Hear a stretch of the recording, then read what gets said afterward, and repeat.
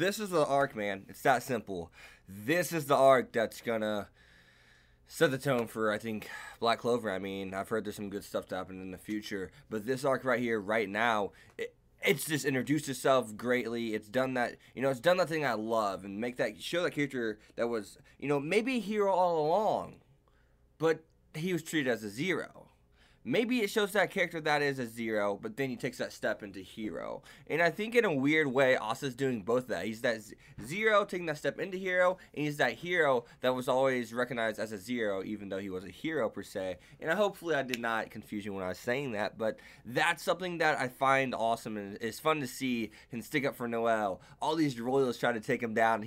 Every step, every attack, he just fought right through it. And guess what? We got to see dual wielding ability come out from Asta, and that's something that I did not expect at all. So in every way, every facet, Asta has been shown to be a badass this entire arc from the get-go, and I'm loving every minute of it. The ending, the guy, the antagonist, which I do like his character design. I got to say, I like his personality. I like everything because it goes with his whole, his meta. The show's self-aware of his character, and they know how to use and abuse his character, and I think they're doing it in a great way. He's a madman. He's someone who looks like maybe he is exiled, and I think they're self-aware. They know this character's meta, and they're using that greatly. I think self-aware of who he is. But from the ending, whenever Asta comes through the flames, he's just cutting off these zombies' heads, and then at the last second, this guy's like, do you love Clover Kingdom? He's like, well, I don't. He's like, I'm going to destroy it all. And then Asta just comes in. He's like, well, then I'm going to have to protect them all.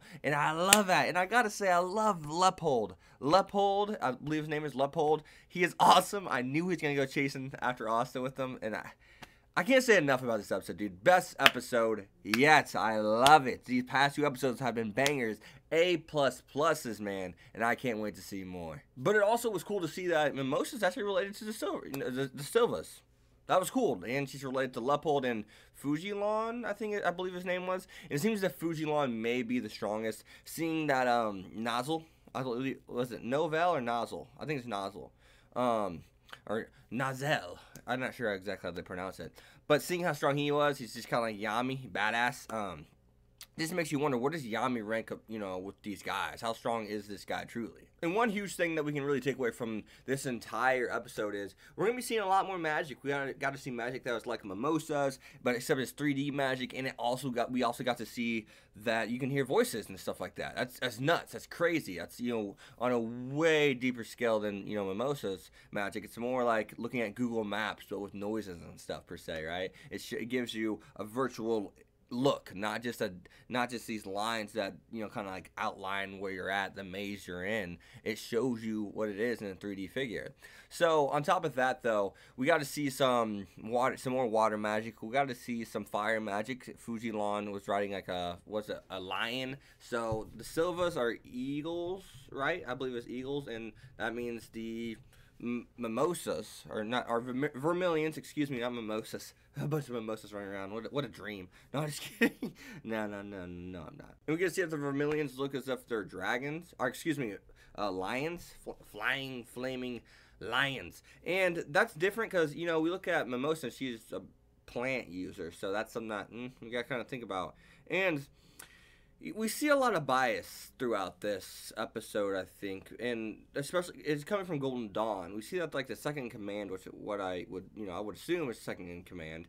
Second or third, because I think that big round guy is actually technically part of Golden Dawn too. Don't quote me, I think he is so.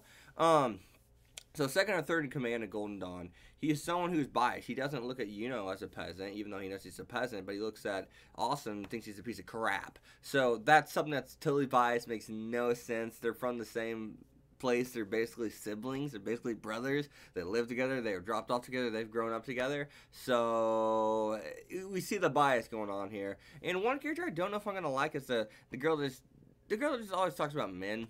And she's like, I'd rather not take orders from a man, but I guess it can't be helped. Like, sometimes they take characters like that. Sometimes they can really be flushed out.